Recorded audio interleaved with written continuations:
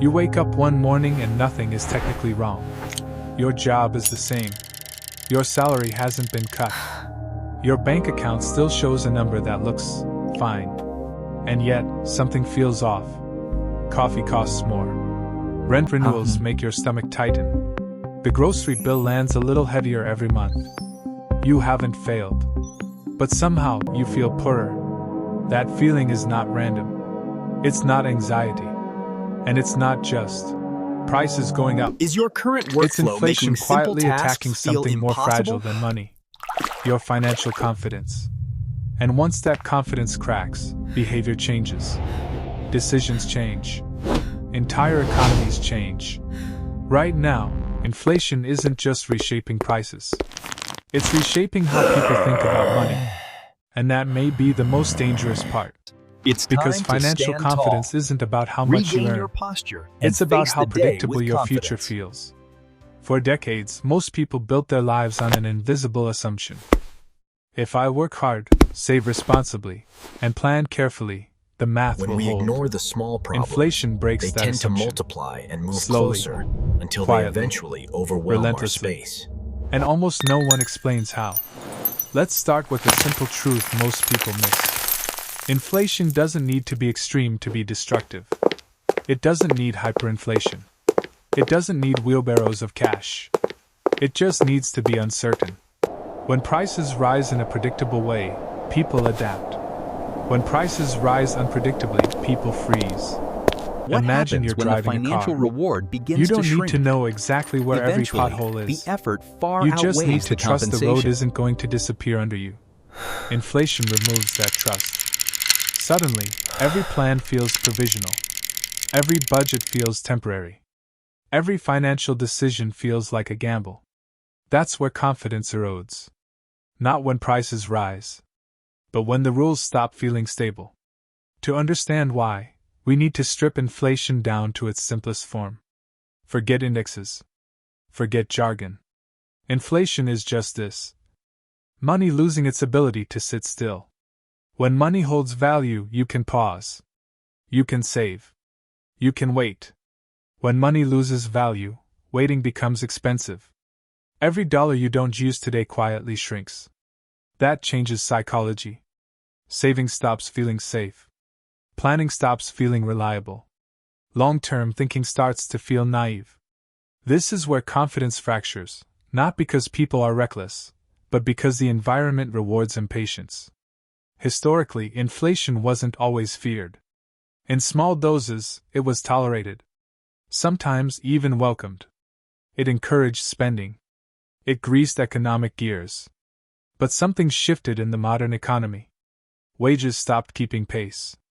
And that's where the math turns uncomfortable. If your income rises 3% but your expenses rise 6%, you didn't stand still. You moved backward. Quietly. No alert. No warning.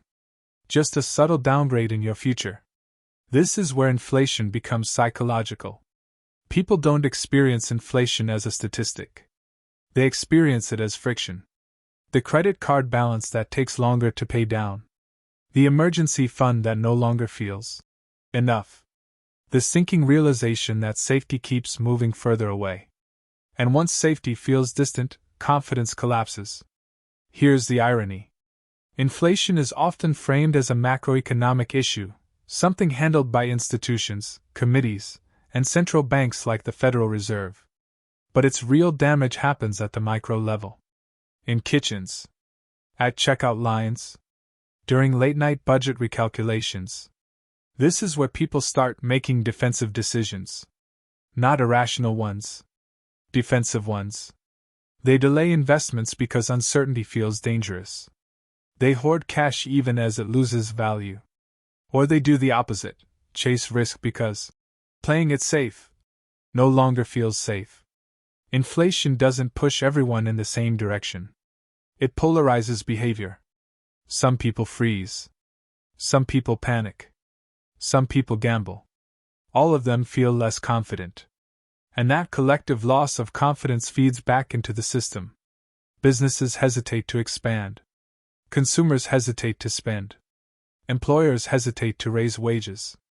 Ironically, inflation, which is supposed to stimulate activity, begins to slow it. This is where hype collides with reality. You'll hear inflation described as cooling or stabilizing. Charts flatten. Headlines relax. But confidence doesn't rebound on a chart. Once trust is broken, it takes time to rebuild. Think about it. If you touched a stove and got burned, you don't just trust it again because someone tells you it's cooled down. You approach carefully. You hesitate. You remember. Inflation leaves a memory. Even when prices stop rising as fast, people behave as if danger still exists. They demand higher buffers. They question long-term commitments. They second-guess major purchases. This is why housing markets stall. Why startup funding dries up. Why retirement planning feels suddenly fragile. The system runs on belief. Belief that effort leads somewhere. Belief that sacrifice compounds. Belief that the future can be modeled. Inflation shakes that belief. And here's the quietest, strangest part. Most people blame themselves. They think they misbudgeted. They think they failed to optimize. They think they fell behind. In reality, the measuring stick changed mid-race. That self-blame deepens the confidence problem. Because when people internalize a systemic issue, they stop trusting their own judgment. And once you don't trust your judgment with money, every decision feels heavier. Even good ones. Now zoom out. What happens when millions of people simultaneously feel less financially confident? You get a society that becomes more reactive, more short-term, more suspicious of institutions. Long-term projects feel indulgent. Patience feels punished. Stability feels artificial. This is how inflation quietly reshapes culture. It turns optimism into caution. Caution into hesitation. Hesitation into stagnation. Not overnight. Over years. This is also why inflation is politically explosive. Not because of numbers, but because of mood. People can tolerate hardship if they trust direction. They revolt when they feel lost. And inflation makes people feel lost. So where does that leave us? Here's the uncomfortable question no one likes to ask. If confidence is the real casualty of inflation, and confidence takes longer to rebuild than prices take to stabilize, what happens next? What happens if inflation slows, but trust doesn't return? What happens if people continue acting defensively in a system that depends on belief? And the biggest question of all, if money no longer feels like a reliable way to store future effort, what replaces that belief? Because once confidence breaks, it doesn't come back automatically. It has to be earned. And the system hasn't figured out how to do that yet.